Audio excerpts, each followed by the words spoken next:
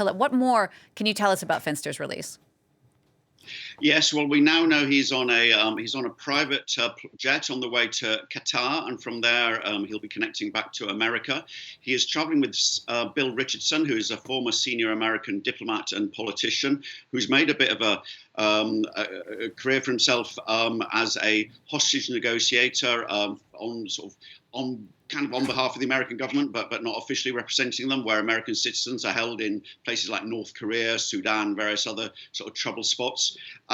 He was in Myanmar for a visit with the Myanmar military. They made much of his presence there. They made a lot of propaganda out of it in state media. He has negotiated this release. We don't know whether for the junta, whether they're just seeking the propaganda of trying to show themselves as being generous to this American journalist, or whether they've had some other concessions. But the great news for Danny Fenster and his family, who've been waiting 176 days for his release, is that he is now on his way home. Obviously, wonderful news for this American journalist, but there are still thousands of other people who are still in prison in Myanmar.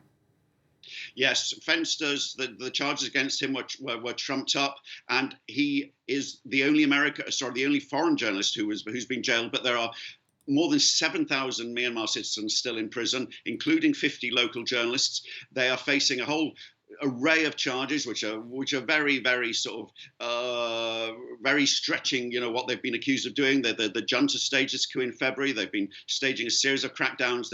They've really closed down nearly all the free media there, and so the people of Myanmar, the opposition, who are still fighting this via strikes and via some increasing armed opposition movements, they're very keen that the world doesn't get distracted by the release of Danny Fenster, and that while we celebrate that, and while they celebrate it and have done so in their statements, they're very keen to keep the focus on these thousands of Myanmar citizens still in prison, and the tens of thousands of people who are still out there fighting against the junta. Absolutely. Philip, thanks so much for that. Philip Sherrill there speaking to us from Bangkok.